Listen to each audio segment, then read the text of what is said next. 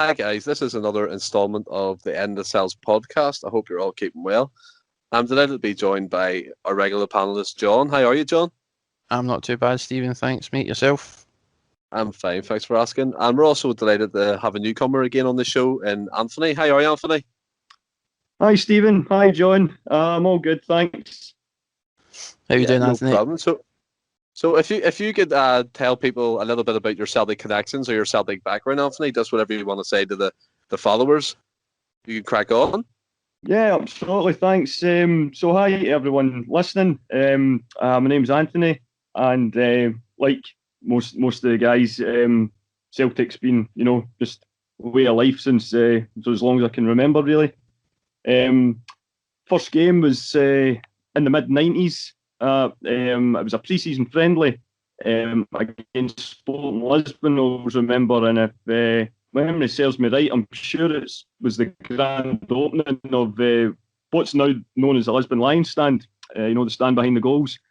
Mm-hmm. I remember I've still got the tickets, still got the programme, and been pretty lucky enough since then to got my season ticket and been able to see some pretty memorable nights and days at there, whether it be with my brother or my dad and all the rest of the family, and my dad now myself and my wee boy, he's kind of caught the bug for it as well, so he loves coming up. Fingers crossed, hopefully we can get back to some sort of normality sooner rather than later, and we can get back to heading along on a match day. Yeah, definitely. So, all in all, Anthony, you're a hardcore Celtic man, which is great to see. So, we'll move on to the current topics that I've got down here. And as we all know, the last couple of days as a Celtic fan has been quite disastrous. But we'll start with, before we get on to the main topic, which is the manager, we'll just dissect the game against Ross County just a wee bit, and we'll see how we feel. How do you feel, John, about that performance against Ross County? What stuck out for you the most, and what's your emotions from it? Disappointed. I mean, I was going to say unfortunately, but fortunately, I didn't get to see the game originally because I was helping my sister with a couple of things, but we were listening on the radio, and I wasn't liking what I was hearing. I did catch up with the game after, and try to watch it. But when you're going through, the result that's coming, and you're trying to watch the game, I think it just makes it a wee bit harder to take in because you know exactly where we are, and you know that there's nothing coming yet. But I just thought it was a poor performance overall across the board. Yeah, no, that's 100% correct. What I took away from it was the fact it's the same errors we make all the time. We play this pretty football in front of the defence, and the commentators are saying Celtic are dominating the ball, but in reality, we're doing nothing with it. It's kind of false. It's just in front. We're playing 5 centre midfielders. There's no width. In terms of the game, Anthony, we'll go to the first half first. We did start off all right, I would say we passed the ball about. But what did you take away from the game? What's your emotions? It's I'm a bit of a jinx. I'm the first guy to come on after a defeat for this podcast. So yeah, and the build up coming on, Stephen, and I did try and do a list of, try and find a bit of balance, do some positives and negatives, and genuinely the only thing that I got in the positive column was that, we dominated possession, which is what you do 9 times out of 10 anyway. But what the big problem is it proved yet again on Sunday. It's all very well having the ball, dominating possession. You got to do something with it. And we've seen this play out time and time again this season. It just basically, teams are happy for us to have the ball in the middle of the park because they're not fearful of anything, effective happening up the top. We're playing with absolutely zero confidence, and there's just a real general malaise in the play. As I say, the first half, if we're looking at it, the first half was better, and we definitely created the better chances for ourselves in the first half, and we really, Christie scores the goal for 5 yards out. We're maybe having a different conversation, but it's something we've just become very used to this season, unfortunately. In terms of what you just said, Anthony, which you brought up Christie, but we'll get on to him soon because I've got a thing I want to say about him that might be unpopular, but I think I need to say it. But right before the actual game started, you had Yogi Hughes coming out, John Hughes, telling BBC Sport and Sky Sports his tactics to play against Celtic. And right down to a T, his tactics were spot on. The confidence of John Hughes to actually speak about them and tell the people what he's going to do. I mean, you have Neil Lennon coming out and he's just saying things like, "Oh, we're looking to dominate the ball and create chances." I mean, it's a bit downheartening, isn't it, when you don't really know what your team's meant to be doing. What did you think about that when John Hughes came out? Did you think that was just the confidence that no one's afraid of Celtic no more, John? Definitely. I don't think teams fear us at all this season. And for him to come out prior to the game and just sort of lay out exactly what he's going to do. I mean, fair play, Yogi, since he's took over. I mean, Ross County have done really well the past few games. Granted, they're still bottom of the table side, and we're fighting relegation. So you're looking at it and you're thinking, after the run of games we've had, we're going to get a result here and just keep that momentum going. But as soon as I seen Lennon's team, I instantly started questioning things. You've got 3 strikers on the bench, and you're starting a midfielder up top. Right off the bat. It just beggars belief. I mean, Christie, in all fairness to him, I think it was the last game we did the podcast on, he played that wonderful ball, the Edward across the front post, and he scored. But Christie, to me, he's not a striker, because you've got Turnbull, you've got Christie, you've got Rodgers, they're all wanting to come to feet, so there's no threat in behind. And you know yourself, Edward doesn't really run in behind, he likes the ball to feet as well. Anthony, I'd be interested to hear your opinion. So the way John Hughes said at the start of the game about his tactics, and if you're Neil Lennon on the dugout and you're sitting and you're watching this in the first half and you're going to yourself, he said what he's going to do. What can I do to counteract it? Do you think, from your point of view, that Neil Lennon, he just doesn't have any ideas? I mean, they were quite bog standard tactics that Ross County played against us, and they won the game. Yeah, I mean, it's he's not the first lower league or lower down the league manager to have our cards marked this season, Stephen. And I would even look at although we won the cup in December, I thought Robbie Nielsen had Lenny tactically sussed to the second half onwards at least. It just seems to be that the minute something even nearly goes wrong, or that a goal's nearly conceded, our entire system, and for me, it just goes everything goes completely wrong. That the team seems to, and it's so frustrating seeing that, we all seem to be able to see it quite clearly, and yet the manager and coaching staff, who are paid handsomely to do it, seem to be unable to spot it. And even Lenny, we'll get on to possibly, we'll do a bit for Neil later on, but the fact that even at the end of the game, when he admitted the mistakes that were being made, so how do you fix it? He shrugged his shoulders and said, "I don't know."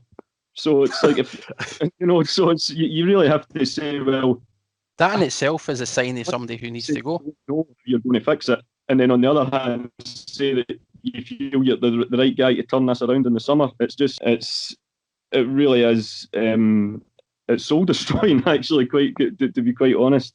As I say, we will probably, or any of the other guys that are on, we'll probably be having a similar chat, possibly a few times between now and the end of the season, because it's just, the rot is well and truly set in. Just going back to what you said there, sorry, Stephen, Anthony, what you were mentioning there about his comments about when he asked about how we fix it, and I'm just flat out admitting he doesn't know. That is a sign in itself for me that he's not the man for the job. And I mean, you can't turn around and say that you don't know how to fix it and then turn around and say that you've got plans to rebuild in the summer, because then you must have an idea on how to fix it in order to rebuild. You need to know, you need to have a direction you're going in. You need to have plans in place. This Celtic team this season has been fresh out of ideas for me, and it's been the same old story time after time. We've maybe got results in the past few games, but we're scraping results in some cases. And watching the team, there's nothing new, there's nothing fresh. It's the same, and this goes back why the likes of John Hughes can come out and say this is how we're going to play against Celtic, because every team knows exactly how we're going to play football, and they plan for it. and it's obvious when you watch the team. And this goes back to things that you've said as well, previous, Stephen. We play far too much of a passing game in front of their defence. There's no... What Turnbull done in the other game there, when he taking a shot about 25 yards out, we need to see more of that. We need to see players taking chances, more risks in terms of just taking shots at goal. Try and draw their defence out. Because if they start seeing a Celtic team taking shots like that for range, rather than try to pass it into the box, work it into the box, then it might draw their players out, because they all sit behind the box. They all let us press them high. We dominate possession, but we don't do nothing with it because they just defend. And yeah, our final balls in the final third are shocking. And well, what I was going to say as well, John, if you move to their goal, I mean, it's another symptom of what you said. Neil Lennon admitted he can't fix, and he doesn't know how to fix it, which is mind-boggling to be a manager and say that. You get the ball getting crossed in, and your man Jordan White is on the smallest player, and he bangs it in. The centre halves are way over at the front post again. It was quite similar to the other goal we discussed in the podcast, where the centre halves get dragged out and they leave the smallest guy on them against Livingston, if memory serves me right. But in terms of that goal, you're looking at that going, what does the coaching staff do on the training ground?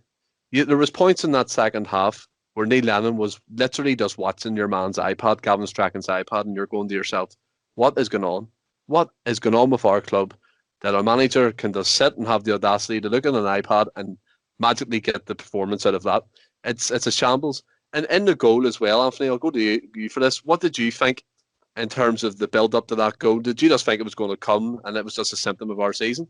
Yeah, I mean, you could feel it coming. The more chances that were going astray, Stephen, and I just let out a sigh. When it went, and it's the same problem every time. It's silly fouls being given away, and then not defending them properly. But what sort of scares me even more is if this doesn't seem to be something that that's came along. That it's just started happening in his managerial career. If there's actually a clip on YouTube of him as Bolton manager, and it's pretty much the same interview as he gave on Sunday night. He's just wearing a Bolton training top, and lambasting not defending set plays, and they were. It seems to have something that's happened since he took over at Bolton. And I work in Edinburgh, and I've got quite a lot of colleagues that are Hibs fans.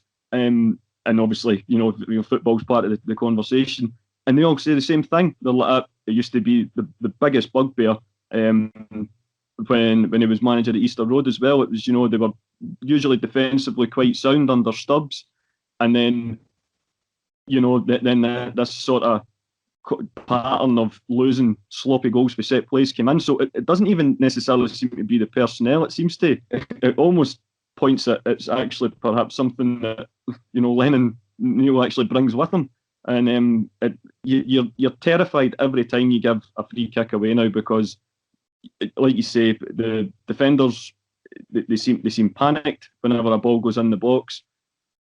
I can't trust any three of the goalkeepers. It doesn't matter what ones. They always seem, they're all quite tall guys. They're all a good 6'1", 6'2", but they seem to lose a foot when they're jumping across. And, a lack of trust from the defence with the goalkeeper or vice versa. But we're just completely at sixes and sevens every time a ball's flung in a box, with a set play or open play. And it really shines a light on how big a overhaul we're going to have defensively in the summer. Yeah, no, in terms of that as well, I'll throw it to you, John. Did you think that goal was coming? Did you just feel, this is going to happen again, and then we'll do the same mode, we'll throw on all the players that we can to go forward, and it doesn't happen, it doesn't work because there's no plan B. What was your emotion when that goal went in? Because when it went in for me, I didn't even react. That's the truth, because it's what you come to expect now, especially in this season. Yeah. No, I was in a similar boat. Obviously, I was gutted that we've conceded yet again for another set piece.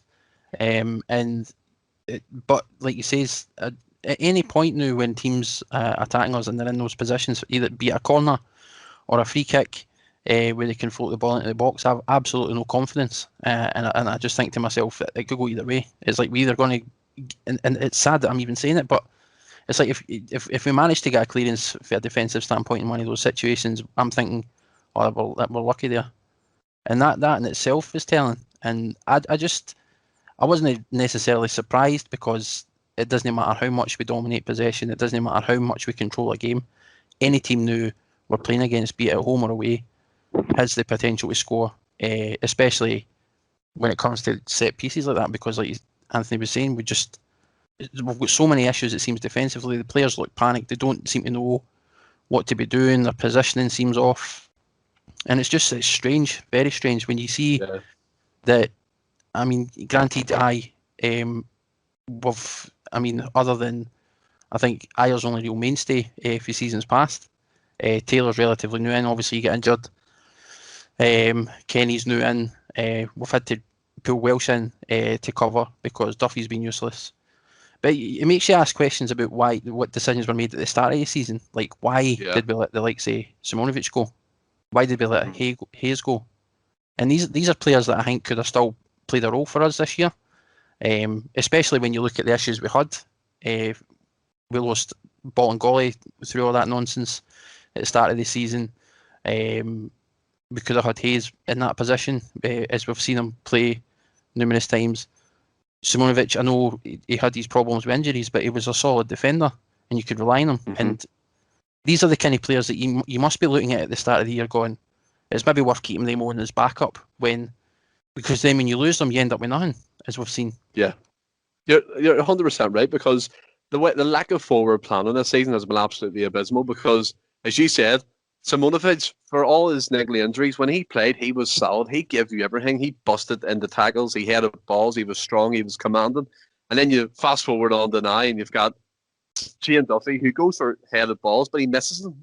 He jumps and he misses. He hits his own players, and it's like, what is going on? This guy played in the Premier League.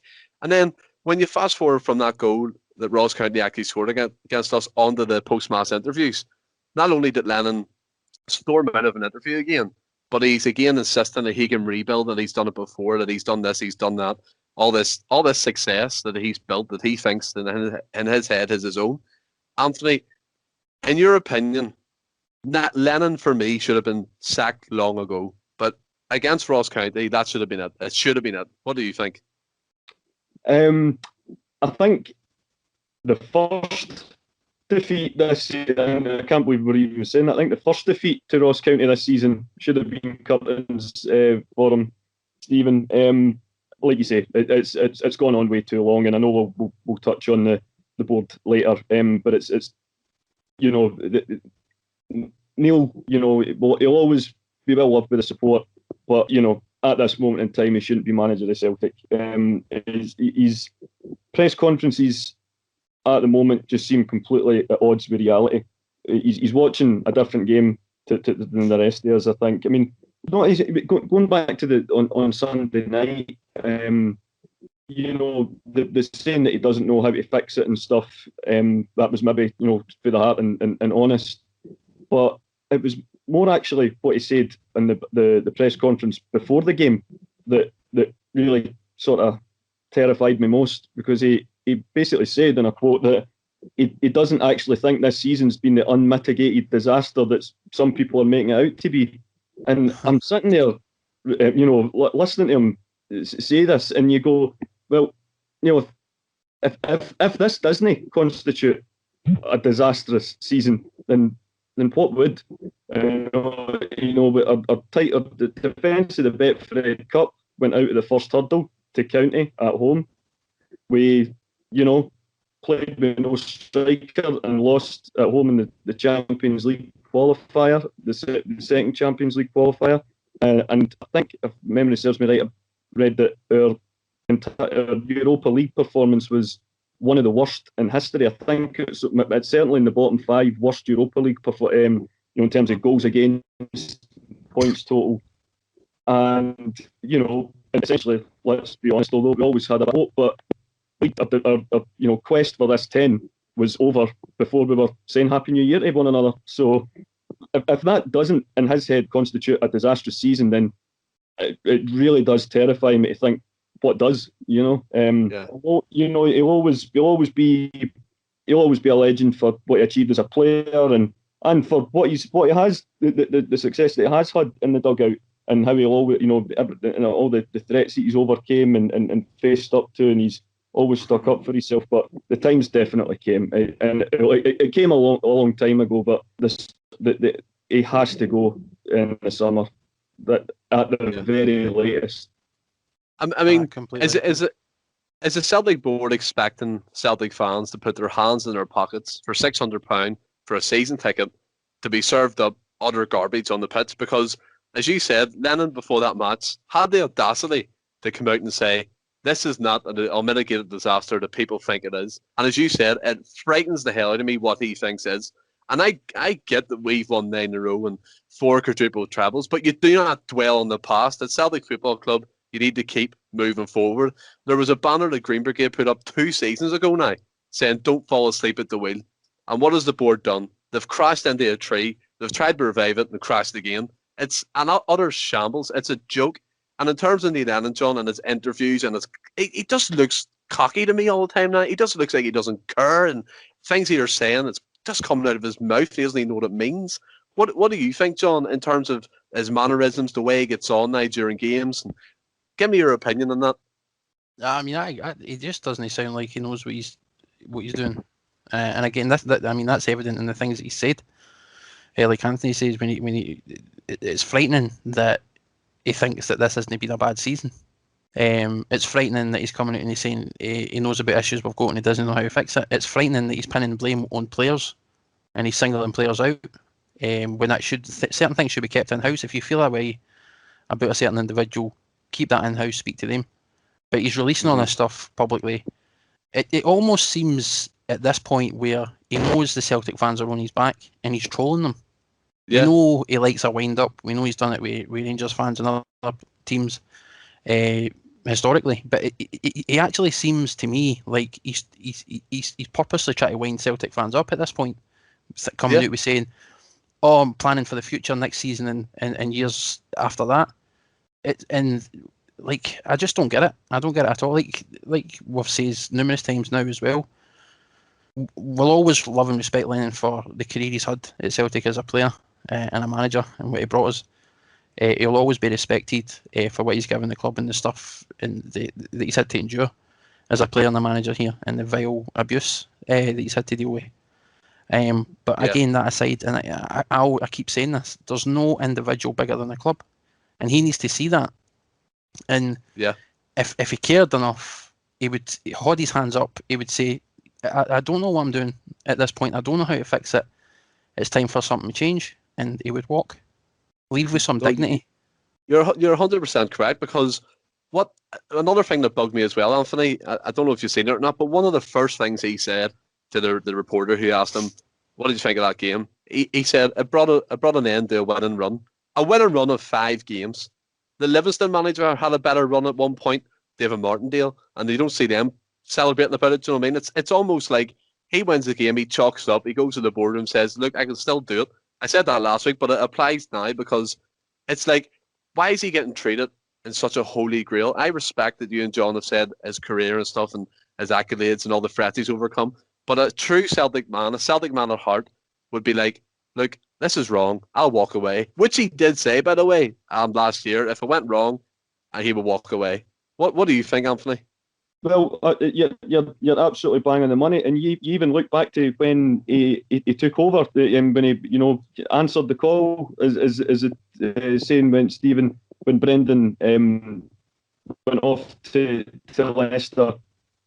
The first words to come out his mouth at his press conference was, "The club comes first." That was his ringing in door. He was packed up, ready to go off for a holiday, and got the call for the board. The club comes first, and it's seen for, and you absolutely bang on the money there as well, saying he would walk away if things were getting out with his control. I must admit that what we're seeing now and how it's went to ashes, this was what I was always worried about, Neil getting the job on a permanent deal second time round. I thought I was getting made to eat my words last season, and nobody would be even happier to eat their words than me. But I just felt that after securing he got a lovely send off at Parkhead when we lifted the league against Hearts. The guy on the announcer says, you answered the call, and it almost did seem like a farewell. It was going to be his last at Parkhead. And obviously, the week later, it's what a way to go off into the sunset. You've answered the call. You've steered the ship out of bad waters, and you're leaving with a treble to your name. Your legend secured. It wouldn't be a case of does he deserve a stat? You would probably be debating what side of Parkhead it was going to be getting around, and now it's really gutting to see it happen.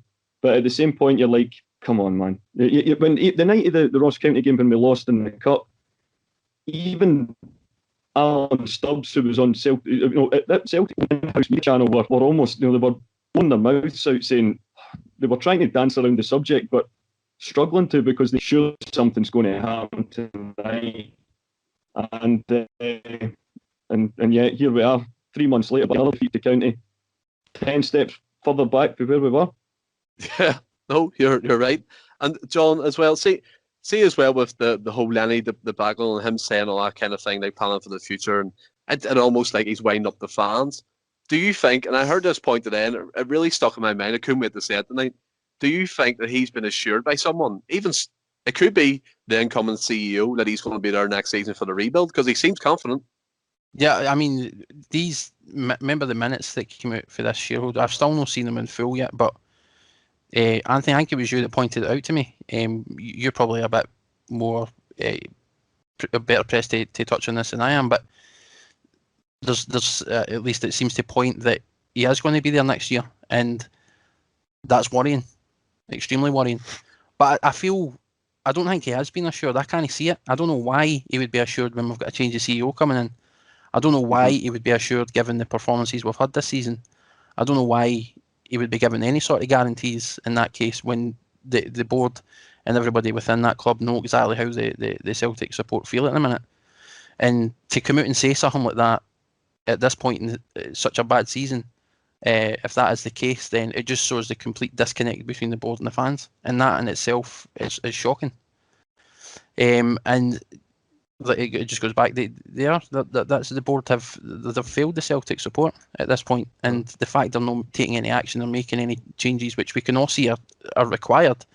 We need something fresh at Celtic at the minute, and I just don't. It's so weird to sort of be sitting here discussing it when this is a 10 in a row year. Yeah. And another thing, I just want to say this as well.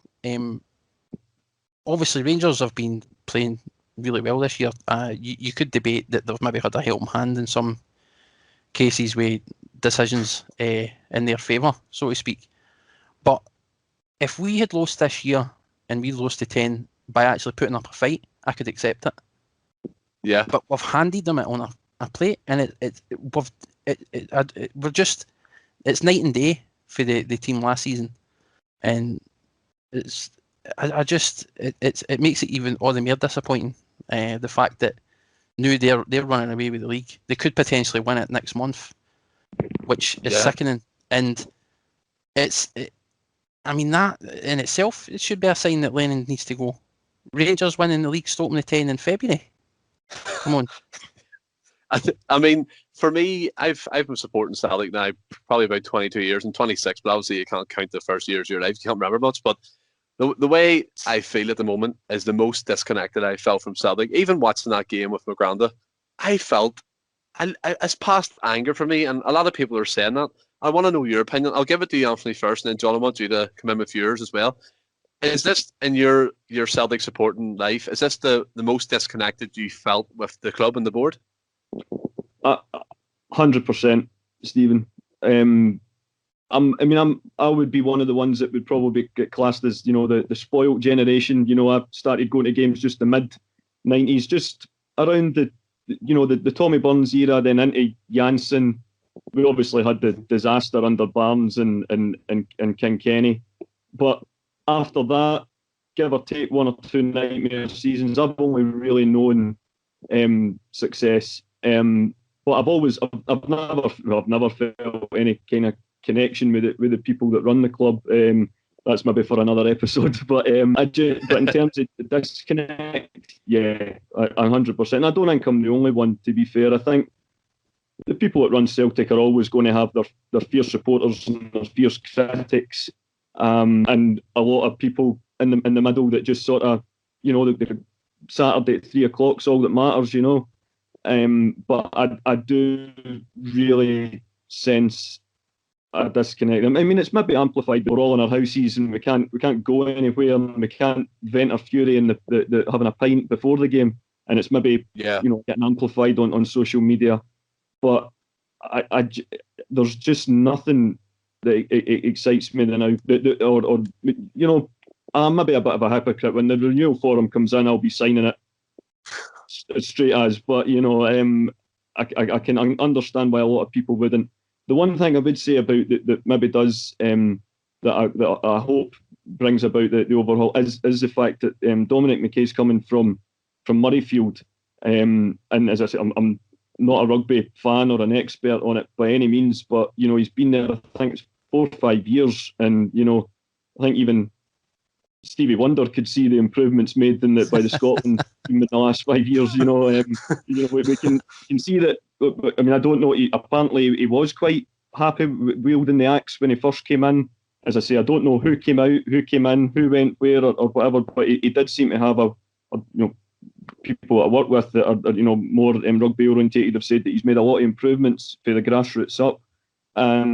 So if this is the kind of guy that we're getting, then that does kind of fill me with a bit of hope that when he does walk in, he's going to there's going to be a lot of changes, and we're going to get dragged kicking and screaming into the 21st century, hopefully.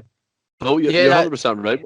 Go ahead, John. Just to touch on what you say there about Dominic McKay as well. I've heard the same in regards to the obviously the Scottish rugby setup, and you can see the improvements are made over the past few years. But this is a man as well who, first and foremost, is a businessman. He obviously knows his job, and he's successful at it. But he's a Celtic fan. He's a season ticket holder himself, and I'm sure, as a fan, he's coming into the club seeing the same things we are as fans, or at least I'm hoping he is.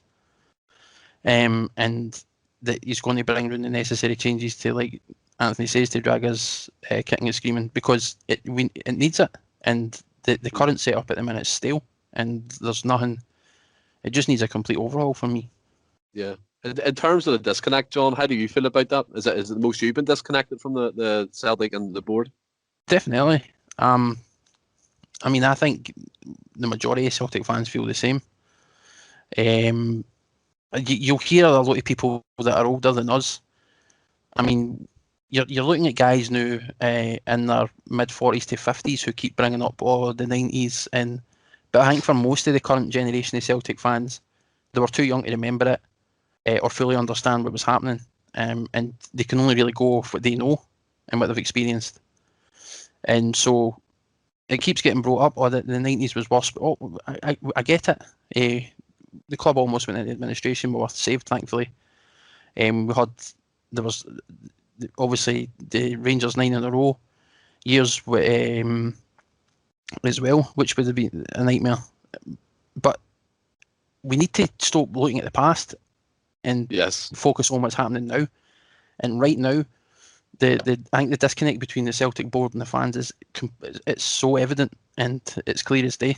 And the people that can't see it, unfortunately, need to get their heads out of the past and look at what's going on now. Stop comparing it to something that's happened 20 years ago, 30 years ago. I mean, do you know what I mean? It's like we need to focus on the now and the future.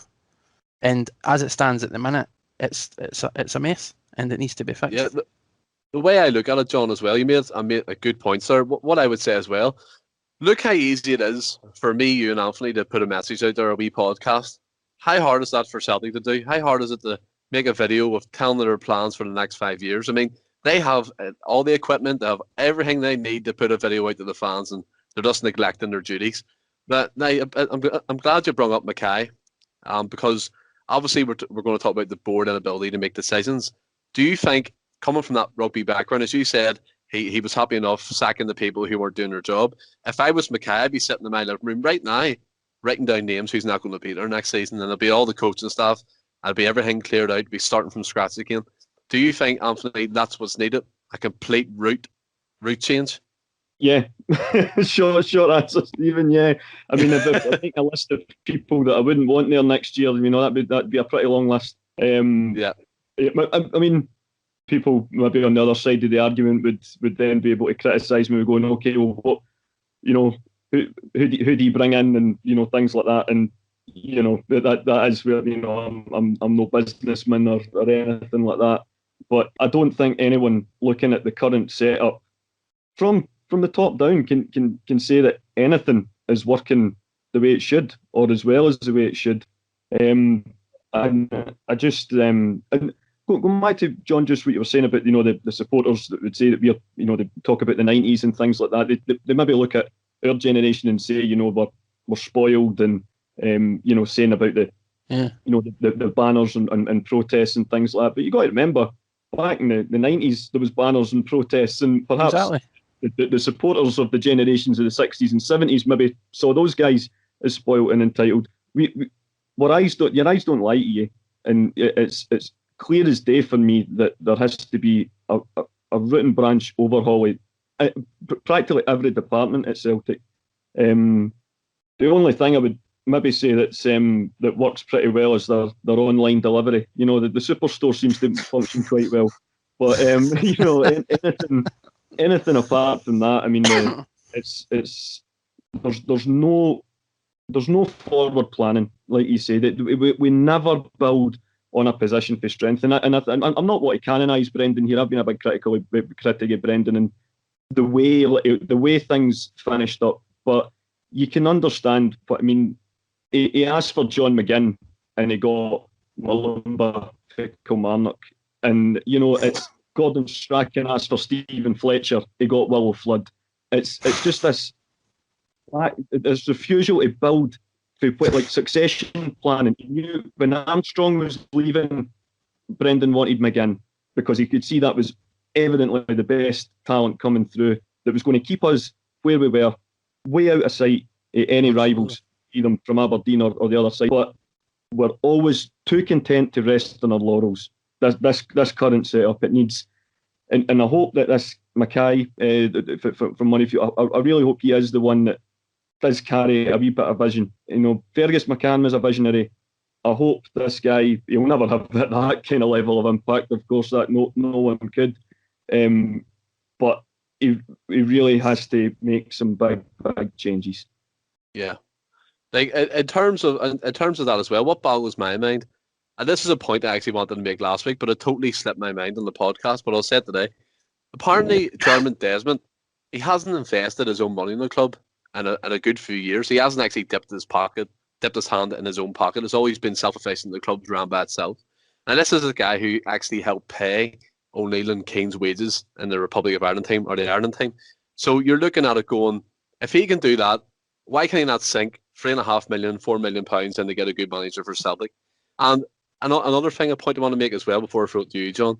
This is Dermot Desmond is also a guy who was meant to sit that time when Ronnie Derry was in charge and go, nah, this is not for me. He went and got Brendan Rodgers, the big bucks, and he seems to be so reluctant, him and Law, of getting rid of Lennon. If Lennon didn't have Celtic, Lennon would have nothing because he's been sacked from Bolton and Hibs. If you look at that, it's not a pretty impressive CV. Celtic are his only lifeline. I don't think, in my opinion, he'll get another job in management when he leaves Celtic. He'll probably become a pundit like the rest of them. But John, what's your feelings towards Dermot Desmond? Do you think he's a plastic owner, or do you think he gets involved? I don't think he gets involved at all. I mean, we don't know, obviously, what level of involvement he has, but at least for the outside looking in, it doesn't seem to be the case. This guy is a majority shareholder, and like he says, he's not putting any money. He's a billionaire. Mm-hmm. And I don't think people understand just how much a billion is in terms of monetary value. But a couple of million is nothing in the grand scheme of things. And like he says, why no dip your hands in your own pockets to bring in another big name manager instead of just relying on the Celtic's aim books and income that they're making, and the fans paying for everything, especially after a season like this. Something needs to be done, obviously. Again, I don't know what level of involvement Dermot has, but I think he could do more. Like I say, he seems like he's a majority shareholder, but he's handed the keys to Law, and Law's sticking his nose in far too much. He should just focus. I've said this before. Just focus on the business end. Leave the whole players signing and all that to a director of football or the manager. Don't get yourself involved because it's not your role. And and it's like you said as well, you're losing out to, like Anthony says, McGinn. We lost McGinn, Fletcher, and you end up with what like that. When you think about it, that's crazy, isn't it? Instead of Fletcher. Yeah. That brings back memories of that Old Firm game he played in. He dropped McGeady and played Willow Flood, didn't he? And he crossed the ball in, and Scott McDonald missed a sitter, if memory serves me correct. But the way I look at it as well, I don't. You bring up a fantastic point, Anthony, in terms of Armstrong. I don't think we've replaced him. I really don't. Armstrong gave us something different, and you see it at Southampton now as well, because he plays on the right side of a narrow midfield for Southampton, but he's brilliant. He breaks the lines, he gets in the box, and all our midfielders and number 10s come to feet. The only really player that I maybe will think will replace him in the future might be Turnbull. But what do you think about that in terms of forward planning from the board? Do you think we've replaced Armstrong, players of that ilk? Even if you look at it as well, Dembele, I know we've got Edward, but we've no other striker. He seems to have to trust him. Yeah, that's the thing. You're absolutely spot on, Stephen. I don't think, and I think that was part of Brendan's frustrations. The fact that we never, and listen, we're all realists here. We know that these guys aren't going to hang around forever. But there's Stuart Armstrong's a very good player. And when you watch that the Invincibles DVD back, just how many important goals he scored and runs that he made. He was a terrific player. But yeah, we've never replaced him. I do signing Turnbull, I must admit, it was really kind of gave me a bit of hope, and hope that he does. My biggest worry is, however, if things continue to malaise and not change in the dugout, he'll maybe be like, he was very close to signing for Norwich last summer before he ended up coming to us before the situation with his injury. But I even think, even looking at the time of when Brendan's there, and I know it's wrong to maybe keep harping back, but forget this wasn't a generation ago. This is only a few seasons ago. When having a persona like that in the dugout makes players want to come. It's not beyond the realms of possibility to sign players for 9 million or get guys up from England when you've got a character like that in the dugout, because he's going to make you a better player. Likewise with the young players coming through our own academy, McGregor and the guys that they stayed, became mainstays. Some of the guys that we thought maybe would have left, Rogic and whatever a few years ago when they were in top form, all signed long-term contracts because they bought in to what he was trying to do. And I just think, and I would never ever sort of make an argument for reckless spending, but I really think, and we actually found out the ultimate irony being we actually did spend big this summer, and we just haven't seemed to have got value for our money. But these players, you know that they're not going to be there for very long. So any good scouting department or any top class manager would always have at the back of his mind, right, this is a person that we need to bring it through. And McGinn was clearly scouted as perhaps a short term with energy for Armstrong, but longer term to be Scott Brown's replacement. And if you've got a top drawn manager that can see this, all he needs is a bit more support for the guys at the top. And yet it was the usual dithering and the usual nonsense that we get from our chief executive, de facto director of football, that made them just shrug his shoulders and go, no, you know what, I'm away down south. Yeah, and it's like as well, you say them players like the Rogic was in top form and stuff, and sometimes as the other week he proved me right in that St Mirren game. He was fantastic that game, but he beggars belief sometimes when he plays and that right side of the diamond. It doesn't suit him because he doesn't track back and he's not good at defending. And then if you switch Turnbull with him, then you're losing Turnbull's quality. Now a player I want to move on to is Ryan Christie. We did see him Dingwall there missing a few chances. Now my opinion on Christie, and then I'll throw it to you, because I'm quite passionate about this. For me, Ryan Christie will be gone in the summer. He divides opinion. And when I watched him in that Dingwall game, not once did he look bothered that he missed them chances. It was more disbelief that he was so close to the goal, he put his hands in his head and he missed. He gives away stupid fouls. And there was one point, there was a pundit actually pointed out that Lennon was saying something to him, and he'd almost look back at Lennon and be like, don't tell me what to do. I'm Ryan Christie. Do you know what I mean? And for me, he's a huffy type player, and if things don't go his way, the likes of Turnbull getting involved, he's took over the set pieces. He doesn't like that, by the looks of it. He misses them chances. And then there was a point in the second half, he had a shot on the edge of the box, and I was like, smack it, get it in, smack it in the top corner. He hit it so tame. It was so tame. It just went into the keeper's arms. And you're going to yourself, you had a clear shot on goal. Just smack it as hard as you can, but he just went for the powder puff foot. I don't think he will be at Celtic next season on their rebuild. They should cash in on him, and as I said before, he wants to move to England anyway, and I think his head's been turned. John, what is your opinion around Christie? Because I feel strongly about mine. And I would agree with you in that sense. I mean, I know we know what he's capable of. He's had moments where he's produced pure magic and he's scored some important goals. But yeah, I mean, this year he's just been a completely different player. I don't know why he's been started up front for a start.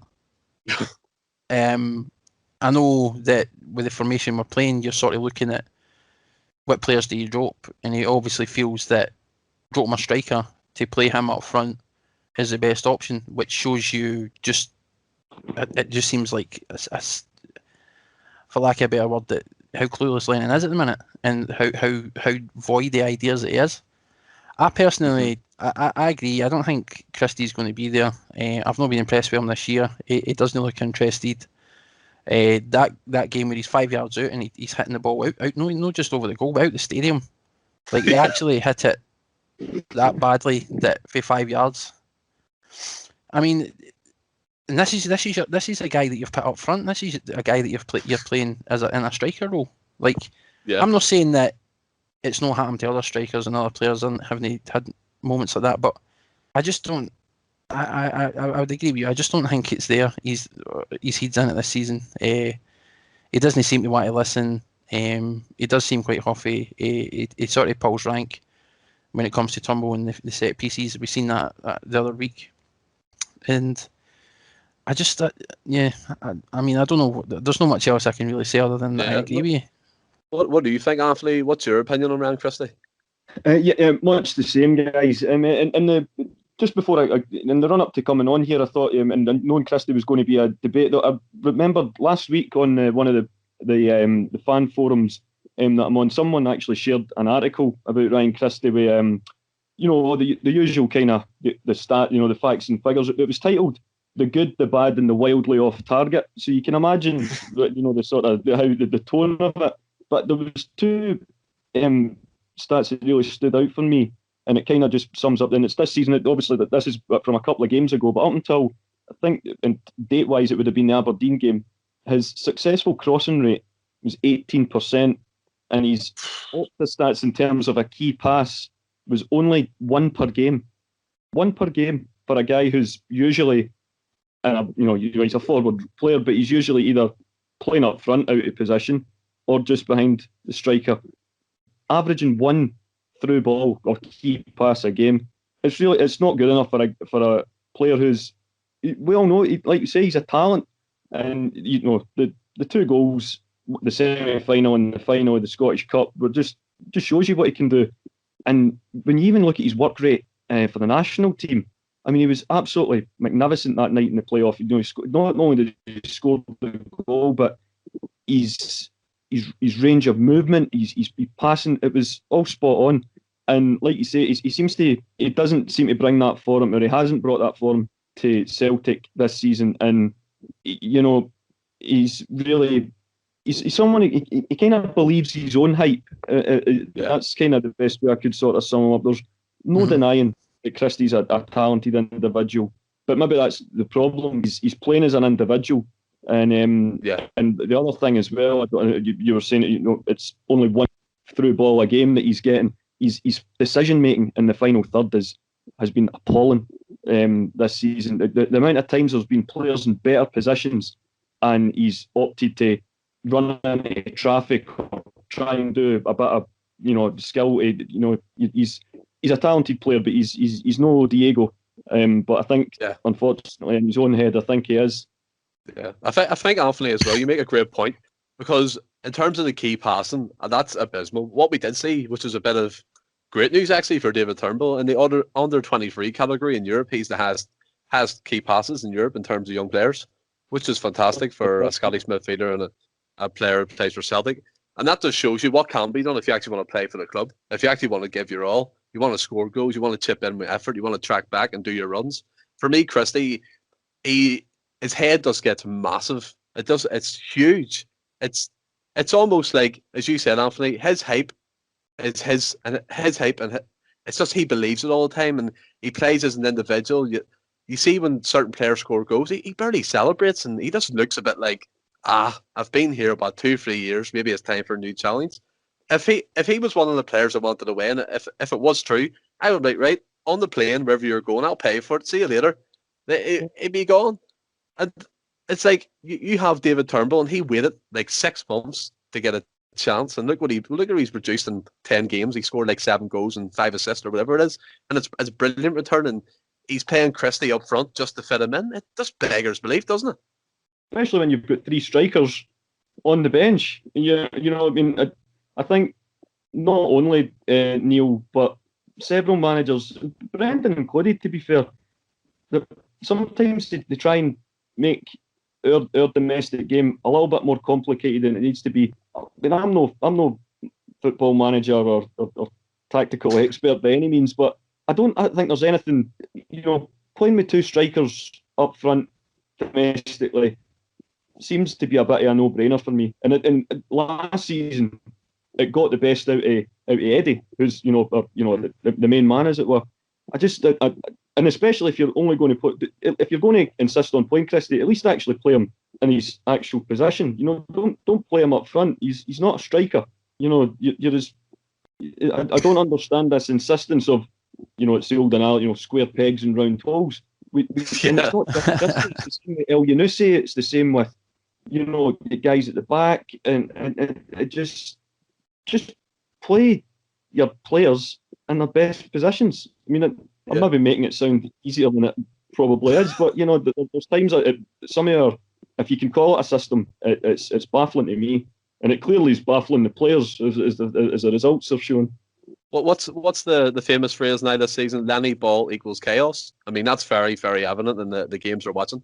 And another thing, just to touch upon the Ross County game that I failed to mention, Ayer didn't make any runs at all that I can know of into the opposition half, and I think John Hughes played that perfectly, to be honest, because once they stopped Ayer, there was no real threat, like penetration coming from our midfielder up front. And John, what does that actually signal to you, that Ayer is our potential only outball in our team that gets up the pitch and tries to make stuff happen? I think this. I think it. I mean, the fact that you're looking at a centre half and him not being brought into the game from an attacking perspective is somehow stifling our ability to create chances is bewildering. But I think it lends itself to the way the team's set up. And this, I mean, Rodgers obviously came in. He brought in a completely fresh ideas, started playing more possession-based football, working it out for the back, moving up. And we saw in that Invincible season how the teams didn't know how to deal with it. And the players that we had were creating chances, we were creating space, and we were scoring for fun. And obviously, the subsequent seasons they started to catch on a wee bit, and I think there's still remnants of that Rodgers mentality and how to play the possession-based football and the passing-based football in that team. And then you're bringing in Lennon, who has his own ideas, and you're trying to shake that out of them, and it just looks like there's just a whole load of confusion. Yeah. But I think that Ayer's involvement still lends itself to that possession, but working it out for the back. But I think and this goes back to what we said before, how badly Celtic are missing wide players. Yeah. As an outball. Yeah. And I think we need to do something to bring that back. I know you can say we've not got the wide players at the minute. See if you're insistent on playing Christie, like Anthony says, play him in his natural position. Like, you need to change the formation so that you can allow that to happen. Yeah. Don't. That. I just said I don't get it, and I don't know what the situation with Michael Johnson is. Is he injured again? Like, because I don't have a clue. He wasn't came on the bench, back. was he? Nah, he came back. He's right. Okay, he's maybe not as big and as strong as maybe we'd like, but he's creative.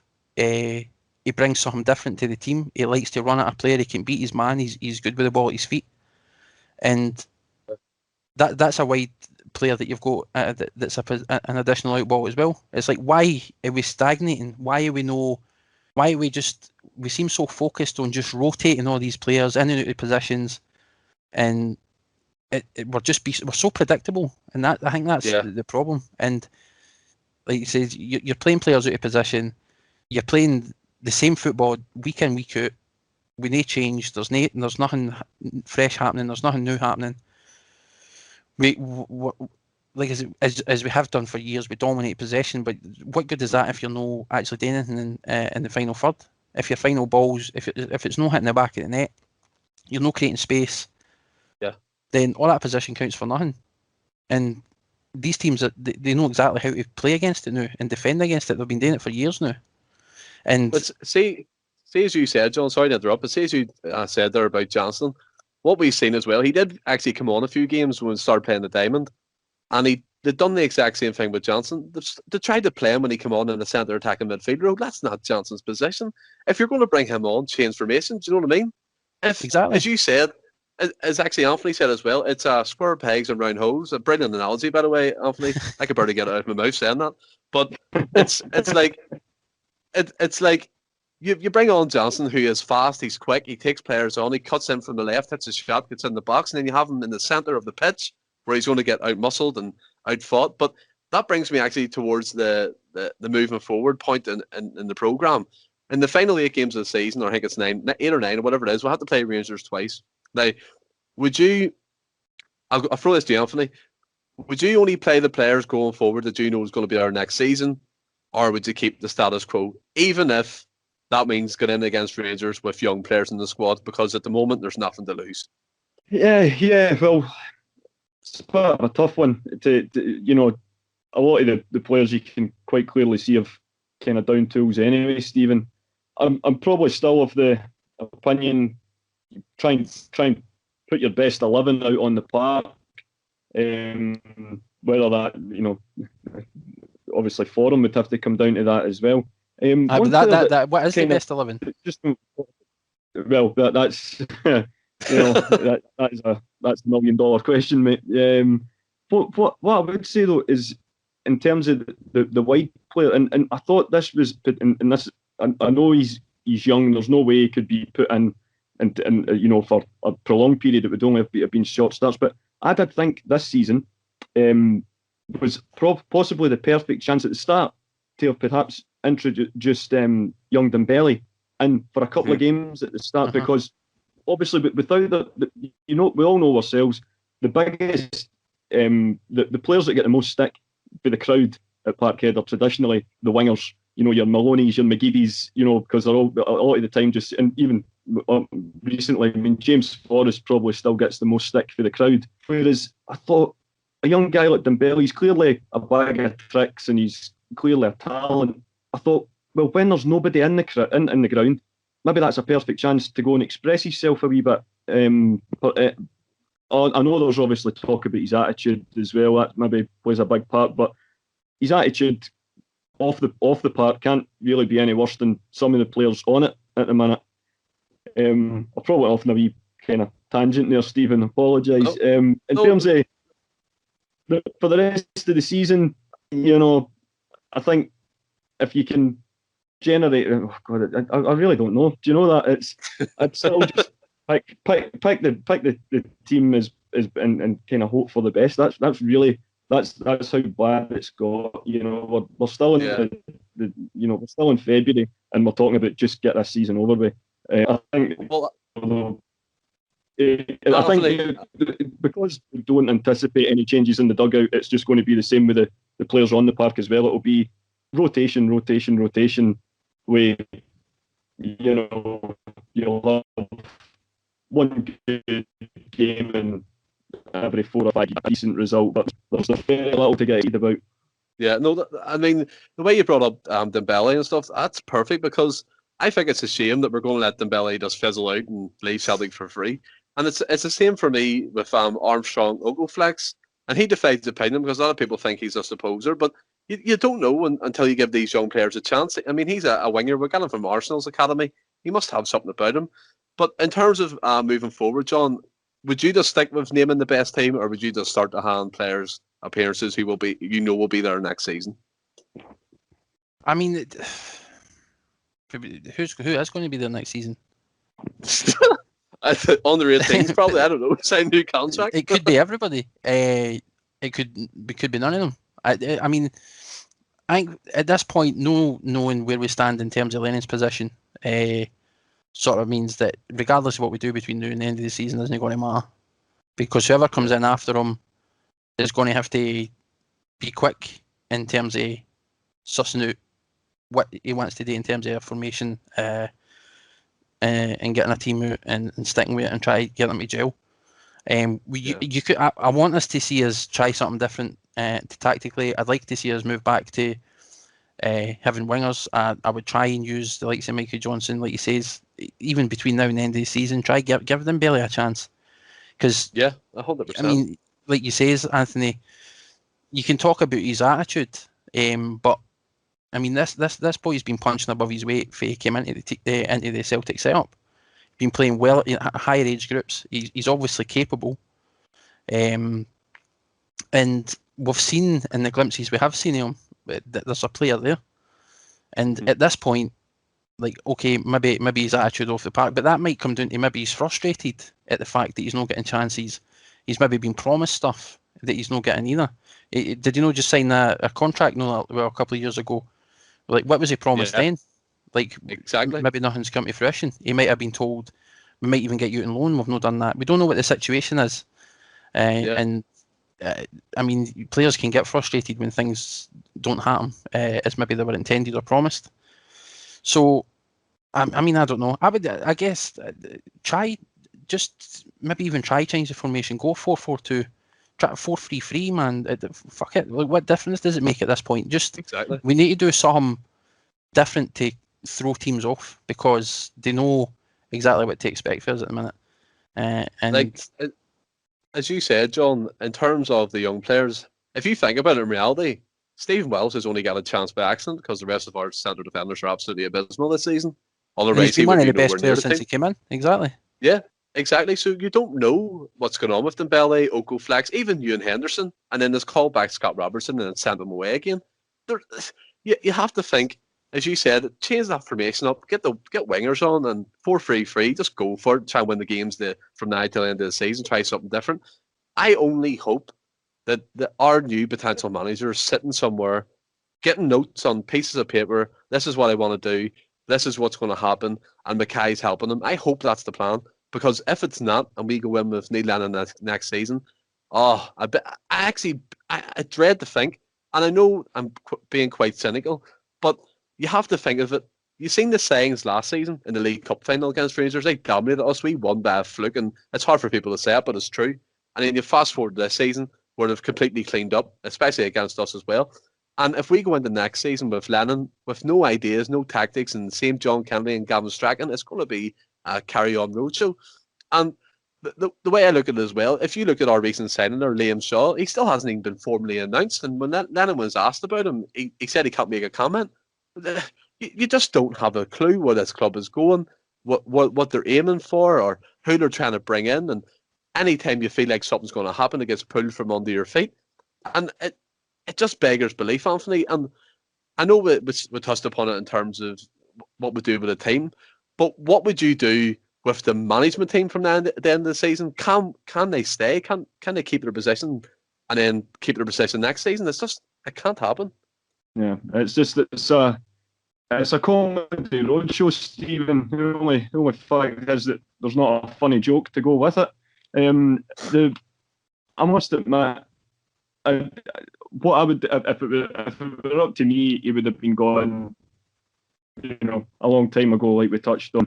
I just don't see the people above him seem to not be in any way looking at doing anything like that. So we're maybe wasting our breath in terms of talking about what would we do with the actual team. It absolutely, it cannot in any way be next season. That would be, because the thing is, I mean, you can't take anything away from Rangers this season. They have been very consistent, but they are a bang average. This is not the generation of the Van Bronckhorsts and the De Boers and the Negris or anything like that. I mean, this is they're a very, very average team being made to look like superstars because we can't get any sort of form going. And like you say, the warning signs were there at the League Cup final last year, and we did seem to go over that once you came back for the winter break, and we had a real vein of form, and they just capitulated last year. And I was very confident going into the game at Ibrox before obviously the pandemic shut everything down. But this season, it's just a case of, it just goes to show. It really goes to show the difference that a top manager can make. Neil, for us, his likeable qualities, he's not out the top drawer, is he? I mean, I was actually discussing this with the guys on the forum the other day. I says, if you try to compare like a car, there's a car, Lyndon is a Rolls Royce. He's out the top drawer. What he did before Celtic and after Celtic is he's a very decent Nissan Micra. There's nothing wrong with a Nissan Micra. It's a well-resourced one. It's one that's had an MOT in it, and it should be able to get the job done. And yet, incredibly, he's allowed himself to be overlapped by a Robin Reliant with 2 flat tyres, driven by a guy that doesn't even have provision. That's essentially what it's like. It's soul destroying to watch. If you didn't laugh, you'd cry. It's that bad. We'll always be thankful for everything he's done at the club, but we're probably going to all say this a lot between now and the end of the season. It just has to go. It has to go. Absolutely. Definitely. Well, Anthony, you do bring up some good points there, but we'll look quickly ahead to the game we have coming up, because unfortunately we have another one coming up quite soon on Saturday against Aberdeen again. I'll throw this to you, John, first. What do you expect from this game? Just the same old type thing? I mean, you want to be confident. You want to obviously say that I'm expecting the team to win, and I expect us to do that. Aberdeen haven't been great recently, no. So maybe that works in their favour going into this. But that loss there to Ross County just shows you just how frail we are defensively, and Aberdeen are more than capable of scoring. They've got the players to do that. So I want to say, obviously, I feel that we're going to get a result. We'll win, but it's just that you don't know at this stage, and that's the sad thing. Yeah. What about you, Anthony? How's your feeling going into this game? Kind of much the same as it was. I mean, it's a weird thing, playing the same team twice in the same competition. Very close together. Obviously since we played them, Aberdeen have scored a goal, which they hadn't done in the 5 games previous. And funnily enough, it was one of the few. The Aberdeen game was one of the few games where I wasn't overly panicked about them going forward, despite the fact that John saying guys like Canberry and players like that can create something out of nothing. On a good day, I would like to think that a reaction. We'd go out there and we'd really stamp our authority on the game. And you never know, it might happen, but I'll believe it when I see it. For me, I've said it before, getting into these games as a Celtic supporter, being worried about a result against Aberdeen at home is just an epitome of how far we've fallen this season. That, for me, even before any other questions about Lenny's future, just points to he needs to go, because if you're worried about getting a result at home, it's against any team really in the SPL, you're going to yourself, what's going on here? I think the Aberdeen, as you said, they scored a goal. I think Colin Hendry scored. He's on loan from St Johnstone, so that's a goal for him on his loan deal anyway. Aberdeen, as we discussed last time on the podcast when we were playing them, they do have some forward threat with Johnny Hayes, Flo Canberry, Hornby, Matty Kennedy and stuff like that. But I think it'll be very much the same because I don't know why, but we always seem to get the better of Aberdeen most of the time anyway against Darren McInnes's teams. So in terms of that, I'll go to you, Anthony, first for this. Have you got a predicted team lineup? Yeah, I jotted one down last night, Stephen, in advance, and before having the wee chat. I know we always do the lineups at the end. I must admit, I've started.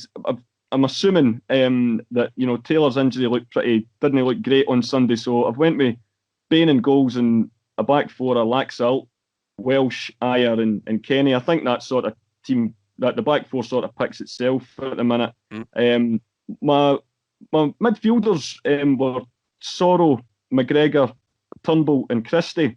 However, on the course of this chat, I've binned Christie and I'm putting Dembele to right wing, see what he can do. That obviously won't happen, but if it was up to me, I'd stick him in. And I would go up front with two strikers, Eddie, obviously, and I'd let Ayeti get some game time as well because he's one of the kind of players. Ross touched on this a couple of episodes ago. He says, when he, to coin the phrase, burst onto the scene, he was a bit, he reminded me a bit of Gary Hooper. I was like, he's so right. That's absolutely who he reminded me of at the start of the season. That kind of predator instinct, but he's his physique is that kind of player that he needs to be playing regularly. And although he's not exactly set the header on fire sort of since he came back into the team, maybe except for the away game in Lille, he's not necessarily done anything wrong either, and it frustrates me why he's always the first sort of the attacking options to get brought off when he does start. The season's gone. Yeah. And there's a good chance that Yeti's probably there's a case to be made for none of them getting kept on next year, but you assume that Eddie will obviously be away, that Eddie would play a more prominent role. So I'm like, give him the game time now. What is getting worse? I say trepidatiously, but just both strikers. What's the worst that can happen? Exactly. What about you, John? What have you went for? Pretty much the same. It wouldn't surprise me if because we lost that game, Bain's out. They'll toss a coin to see if fucking Barkas or Hazard will start. I think it'll be Bain, all joking aside. Kenny, Ayer, Welsh, Laxalt, who actually, and I said in previous podcasts as well, I think Laxalt's a player. And it's unfortunate what happened to Taylor, but I think as abysmal as we were, Laxalt didn't look bad. No. On Sunday. He's definitely more attack-minded than defensive-minded, absolutely. And this is another thing, just before I finish giving you the lineup. Use him as a winger. Utilise him as a winger. We are 4-4-2. Play him on the left. Do you know what I mean? Like, see why not? Yeah, he's definitely an option. Sorry, I just wanted to get that out. But, no, you're 100% right because he has played there. I think he's played there for Uruguay a few times, and I think he played for Girona on the left wing as well. So I mean, he's capable of doing it. And I mean, if you've seen, I think like any player that signs for Celtic, if you're not 100% sure on who they are, you'll check clips of them playing games to see what kind of player they are. And for what I've seen for Laxalt, I mean, apparently he was really good at was it World Cup? I think he was. He was named in the team of the tournament there as well. So yep. And then you look at him for the appearances he made for Milan. He looks like a player. So it's just an option. Obviously, but again, we don't pick a team, do we? So no. I think it'll be Laxalt finishing the back four. I think Sorrow will come in. Turnbull, McGregor. I want to drop Christie. I wouldn't play Christie the rest of the year unless it was after the bench. I wouldn't start him though. Play Rogic. And I think as many Celtic fans are probably in the same boat. Edward hasn't had a chance this season to gel with any other strikers. because of the way it's been rotated. If we're not playing a midfielder up front, if he's not there himself, he's getting bits and bobs of games with Klamala and Ajeti. He's never had a full 90 to properly gel with anybody. And we know the only player we have got in that team, we know he plays well with, is Griff. So it surprises me that he's not starting more with the two up front. So I'm going to cross my fingers and say Griffiths and Eddie up front. They start. I've went for Bain and goals, even though we'll probably get an emergency loan deal in for a new keeper, no Celtic. Kenny, Welsh, Ayer, Laxalt due to the injury to Taylor. I think Brown will come back. Rogic will start on the right side of the diamond with McGregor. But see McGregor, he's a bit of a conundrum to me. Yes, he's so consistent, and he is usually a 7 out of 10, 8 out of 10, but he needs a rest sometimes, you know what I mean? He's played continuously the last 3 or 4 seasons under Rodgers and Lenny, so there might be a case for him to be rested, but I think he'll start. I've gone with Turnbull at the point of the diamond, and then up top I've went for Edward and Ajeti. So that's my lineup. We'll move on to score predictions. I'll go to you, John, first. What's your score predictions plus your goal scorers? What have you gone for? Based on my lineup, I'm going 1-0 in Griffiths. No problem. Anthony, what about yourself? Well, I think we'll end on a bit of positivity. I think after, it's been we've talked a lot about 7 that's going on. I'm going to go for a big win. I'm going to go. I'm going to say 4-0. I think we'll go 2 for Eddie, and maybe a Yeti might prove his fourth as well. Two apiece for our 2 strikers. No worries. Fingers crossed, mate. Throw that one at him. I went for. I'm throwing it on a coupon. I went for 2-1 to Celtic.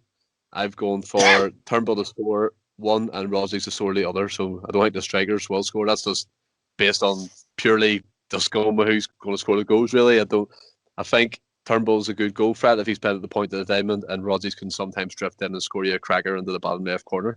That's what I've gone for.